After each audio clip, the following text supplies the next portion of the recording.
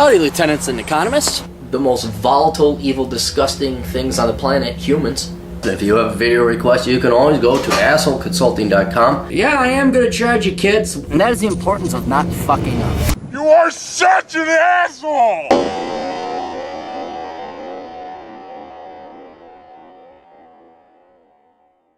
Hey everybody, the old captain here.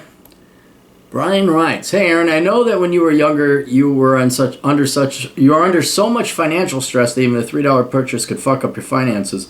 What kind of strategies did you use to survive during this time and to live as cheap as possible?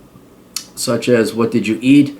Did you have to skip meals? Did you have any trouble with transportation? How did you try to keep the electric bills reasonable in the cold winter and hot summer? And looking back in hindsight, what would you have done differently to survive during this time?"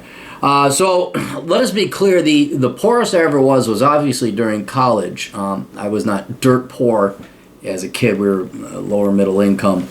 But when I got to college, yeah, it was poor. It was poverty. And I mean, it was sink or swim. And a lot of that would have been alleviated had I decided to not pay cash for college and not work myself through college and take on debt.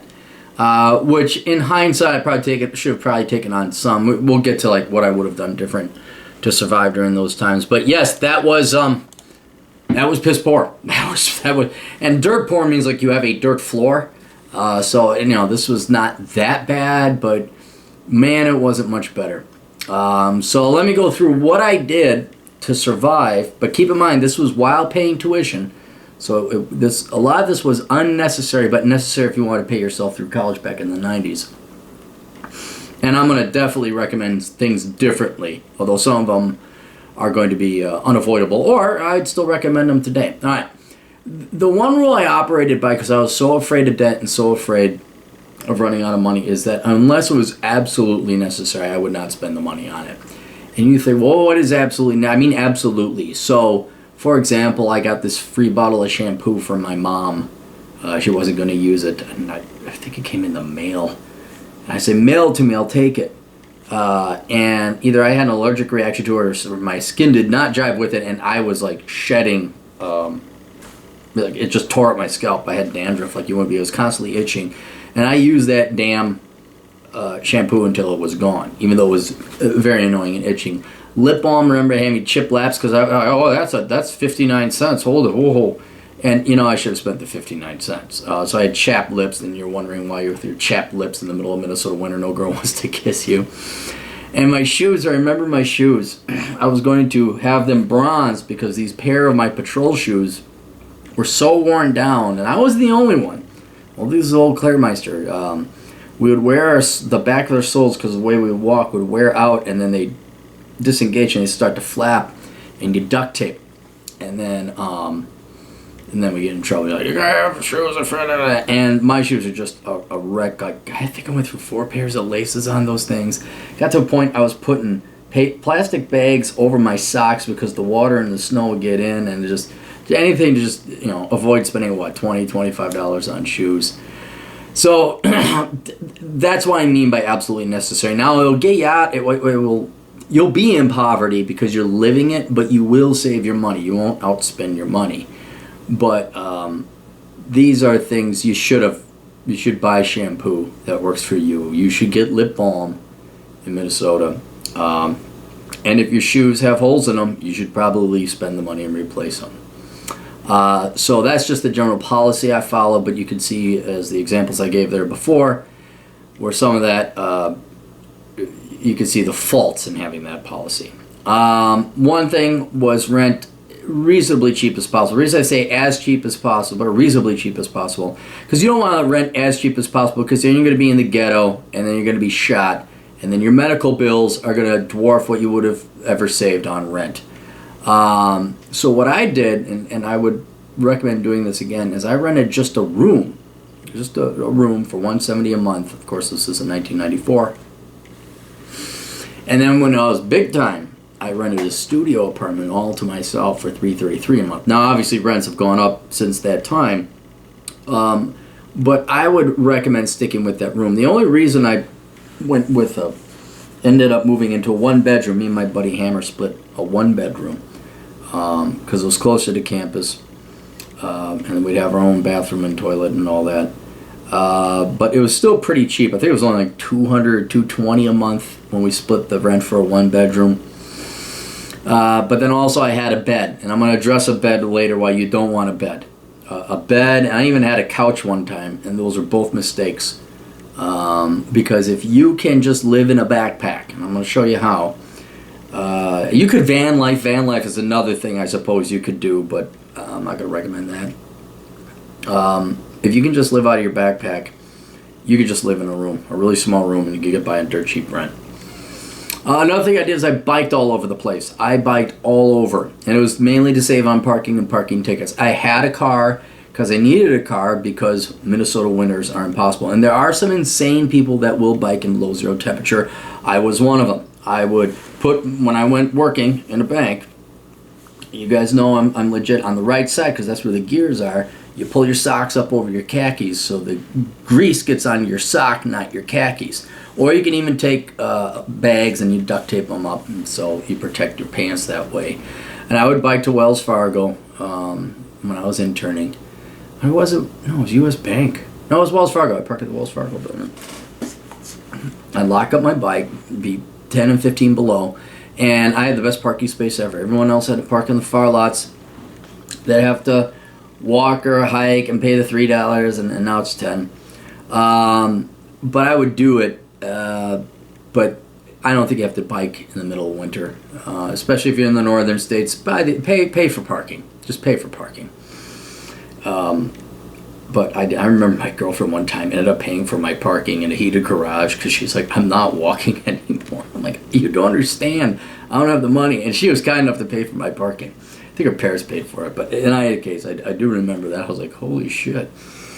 But it was that bad. It was that bad. I remember living in Ghettos in the Sky, and I'd park the car in a neighborhood and walk a mile to go to my apartment. But anyway, yeah, I would bike. Get yourself a bike chain. Don't get a fancy bike. Just so if it gets stolen, you don't care. Get a U-lock, lock it up, pop off the front tire, lock it up in the back tire, and you're good to go. And that's it. That actually saved me a lot of money, and it'll keep you in shape. It'll keep you in shape. It'll keep you sickly rail thin because you're not eating enough, but it'll keep you in shape. Along the same side, unless absolutely necessary, I rarely went out and had any fun. I went to a handful of parties through security and police department, and those were fun. I would allow myself to go to First Avenue if I got free tickets to go. First Avenue was a dance hall in downtown Minneapolis. And so that I did allow myself to go to. I would try to get out like once every 2 weeks or a month. But it was, you know, I think I went to 2 house parties before I started working security. And once I started working, that was it. That was and that was my college experience. You know, anything close approaching to it. Probably should have gone out and had a little bit more fun, but I look back and think, what was I missing? Wasn't missing much of anything. So that's another thing is, you know, go to a nightclub once or twice, go to a house party, realize that's it, and you're not going to miss out on anything else.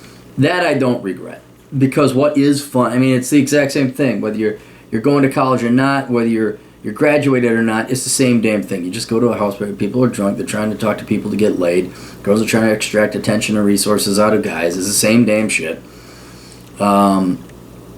What I would have liked to have more fun would have been like going on road trips, going hiking, going to the Boundary Wars. Never been there yet.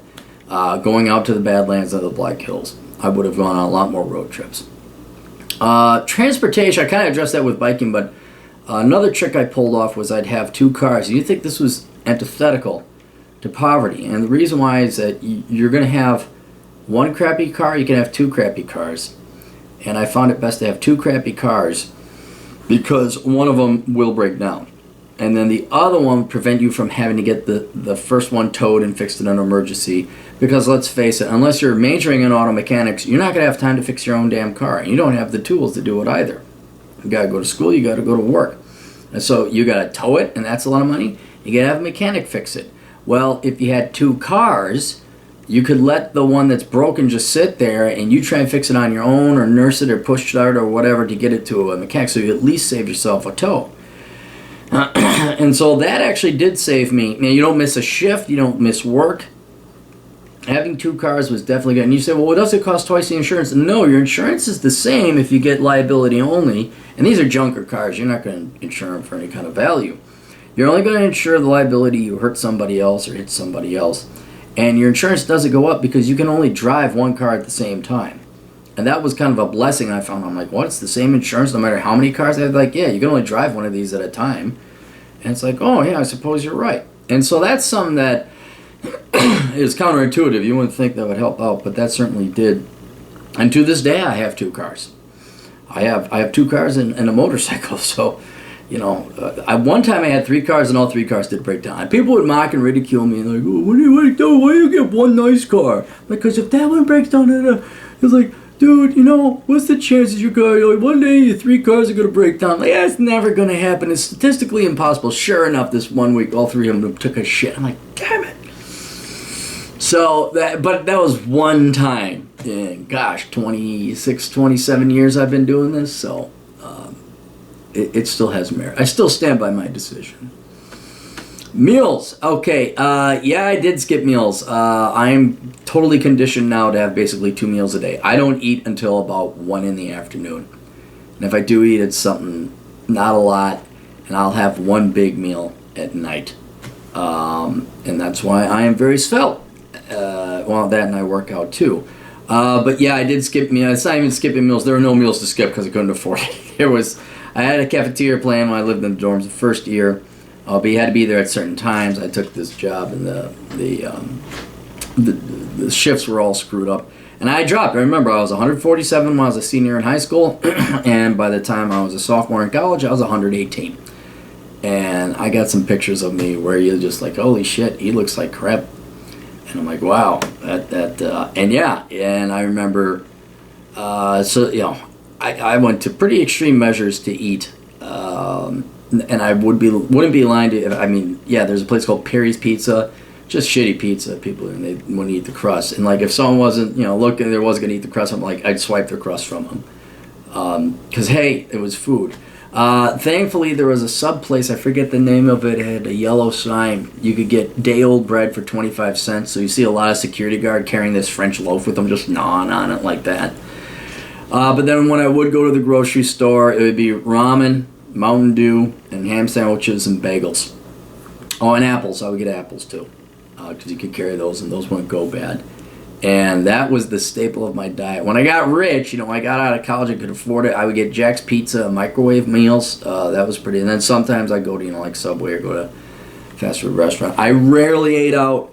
There's a McDonald's in Dinkytown. I think I went there less. I almost want to say I know I went there only twice, but I'm just going to err on the side of caution. Say I must have gone there more than twice during college. You know, 1 time a year. And I do remember the Village Walk, which was right next to the Big Ten. I always envied we're going to go to the Big Ten and get some beers and have some fun. And I'm like, how do you afford it? Oh, that's right, you have rich parents. Or your parents just helped you. And I remember the Village Walk was a Christmas treat because it was the only place that was open during Christmas. So we'd all be patrolling Christmas night because you get time and a half. If you were overtime, you get 2 1/4 time. And I'd have chicken fried rice, $5.95. And you load that sucker up with soy sauce and the sweet and sour sauce. And yeah, I'd buy that on Christmas night. That was my Christmas treat. What else? Oh, my friends, I said, dude, if you ever have to-go food, bring it back. Don't, you know, if you're gonna go to Sally's was another bar where the assholes all went. And then I'd say, hey, if you get a burger and you're gonna bring it back. And most of the time they didn't, but some of them did. I was very appreciative of that because then I'd have, like, you know, and you could usually find a microwave somewhere on campus and they'd heat it up, and that was good. And then what else? I didn't drink. That was the other thing. I didn't have the money to drink. I did not have my first drink until I was 21. And yeah, and even when I did turn 21, it was a rarity that I would drink at a party, and usually someone else had already bought the booze. Now, keep in mind, I only went to college 3.5 years, and my senior semester was 1 class. So then I did have fun and party. So people said, well, wait a minute, I remember, like, oh yeah, it's because I had 1 class, and it was 6 months. And yeah, I mean, technically I graduated in 3 years because that's how fucking awesome I am. But no, it took me 3.5 years to graduate. Now I did go to school during summer as well, so it wasn't. I mean, it was 3 full years. So that's how I handled meals. But yeah, it was. You know, you go to the, and that's another reason to get a car. You're in Minnesota, you have to have a car. You just have to. You don't do the bus thing. And then a car would allow you to save money. You go to the grocery store, you get this, you can get that. Clothes, didn't buy any fancy clothes. I mean, Goodwill, rag stock, and rag stock was even overpriced. But yeah, I mean, it's what in the olden days kids used to do is, you know, you're just suffering. It was college. That's what it was. You're gonna use clothes at Goodwill, but it was turned up to like 13, and yeah, even to this day, my friends, they all laugh at me, but I eat super fast, and the reason I eat super fast is because we didn't have breaks working security, and the reason why wasn't because they were being dicks or anything.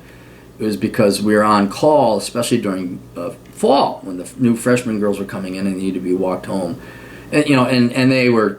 I know this may shock you. Even in the 90s, the feminists were telling every girl that there was 103,000% chance that they were going to get raped. That 3 in 2 women got raped on college campuses, and then we just get a flood of calls, and we were. And so you'd order some food, or you'd be about to eat some food, or you get something out of a vending machine, and escort Charlie. Fuck. Charlie, go ahead. Pick up Amy over at Middlebury Hall. Bring her back to Comstock. Copy. Amy and Middlebury. Put your food away. Shuffle on off. So yeah. So anyway, I ate very fast, and to this day I can't stop. And matter of fact, it pisses me off. Like, why are you guys so slow? Like, let's go. We have stuff to do. It's food. Put it in your gullet and let's move. And so that kind of, these things you can't get rid of no matter how hard you try. Let me make sure I answered all your questions here. So those are just some things that came off that kind of answered some of the questions here. What strategies did you use to survive during this time to live as cheap as possible? What did I eat? I already talked about that. Did you skip meals? Yes, and I told you kind of what I ate. Did you have any trouble with transportation? Not really, no. I know my cars would break down. Okay, here's another trick. To this day, I almost insist on it. I insist on having standard transmission. And the reason why is you can push start them. If you have an automatic transmission, you need to jump. And a lot of times there's no one there to jump. I remember having a Ford Extra Plastic EXP. Spent some good money on that car. And the alternator went out, and so I always had to park it on a hill so I could push start it all the time. Because I didn't have the money to replace the alternator. So that's another thing that I would do. Maybe it's worth getting AAA. That might be worth it, especially if you're going to drive piece of crap cars. It might be worth getting the money for AAA.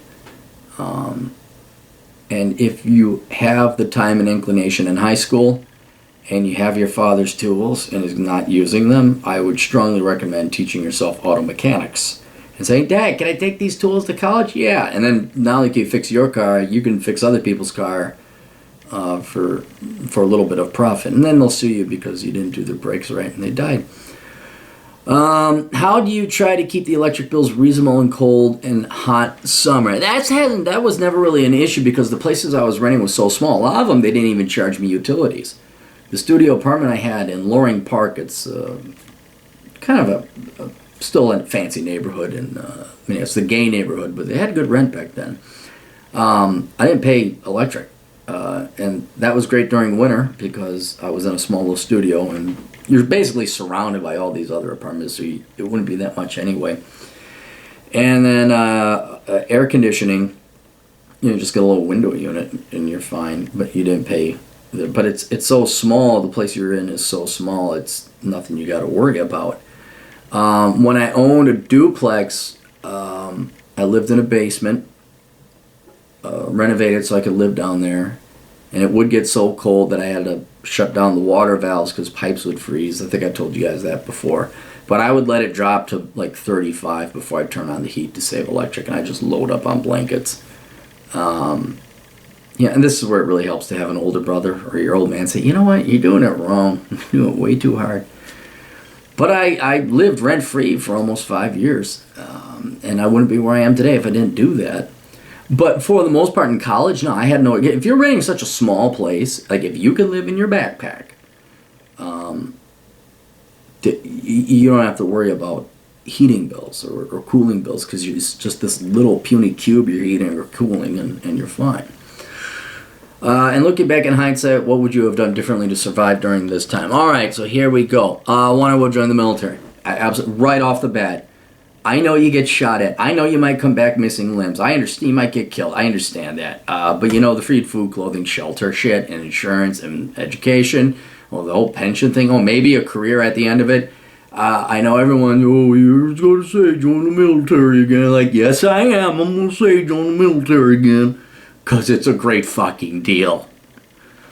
The other thing, and this kind of gets back to renting one room, is I was a fool to go into an apartment. And like I said, I was a fool because I wouldn't mind having a couch, I wouldn't mind having a bed. If I could have just gotten rid of the couch and the bed, I could have stayed in that one room. And the way you can do that is either by getting a blow-up mattress or you get a hammock. And if I were to do things differently, that's something I would have done definitely differently. I would have gone to college with being able to fit all my worldly possessions in a backpack. Now, that was a little bit more difficult in the 90s to do. Your computers, we had boob tube televisions and computer screens. Now you got laptops, so that allows you cell phones. So it's definitely more possible to live out of a backpack today and attend college. I might be a big backpack, but you can do it. And you replace your bed with a hammock or a blow-up mattress. So I would avoid furniture at all costs and see if you can just rent a room. And then if your shit is stolen, your place is broken into, unless you got your laptop, they can take it. There's nothing they can take. Take those DVDs if you even got them. I mean, take my used socks and my underwear and my shirts. Okay, there you go.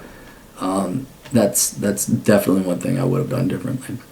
I would have gone to school full-time. I would have gone to school part-time and worked full-time if I hadn't joined the military. Absolutely work full-time. There's no, like I said, watch my video, don't try until you're 35. There's no reason to rush to get your degree. There's absolutely no rush. Go have fun, eat, be healthy. I would have gotten a lot more girls had I just eaten right and hit the gym. But no, I was in a rush, and I was going to prove to myself and the world that I was the best economist major ever was. Which, more or less, I did. But at least to me. But it was pointless. No one gives a crap. No one gives a crap about your degree. Nobody. So work, take your time, have fun, bike, travel, read my book, Reconnaissance Man, go through that. That's way more important than getting your degree. I would have put my degree probably position number 3 in my life. Behind work, having fun, and working. I would be number 4. And when I would go to school, I would have go to school in community college back in the 90s. But today you have the option of going online through accredited colleges like Western Governors University, ASU Online, and even some state schools are getting a little wise and offering online programs. So I would go wherever it's cheapest and accredited, frankly. But if you still wish to have that, I wish to be part of a college campus. Okay, go to community college, but don't be wasting your money and your time on some highfalutin 4-year, I got to go to the main college campus. No, you don't. No, you really don't. You don't have to pay for parking. You don't have to pay for bloated tuition and bloated rent. Stay at home. Live at home. In your hammock. And just go to school online. Or go to the military and go to school online. Have them pay for it. I would have gone to school in the South where it's warm. I cannot, unless you've lived it, I cannot explain to you how horrible it is fighting Minnesota winters. Either outside patrolling or trying to make sure your pipes don't freeze while you're sleeping in a basement. It's just nicer. It just doesn't wear on your psychology as much. I would have gone Denver. Yeah, I know it snows in Denver, but it's not minus 15 for 2 weeks in a row. Texas, Tennessee, Florida, Georgia Tech. I can list Arizona. Hell, I would have even gone to California.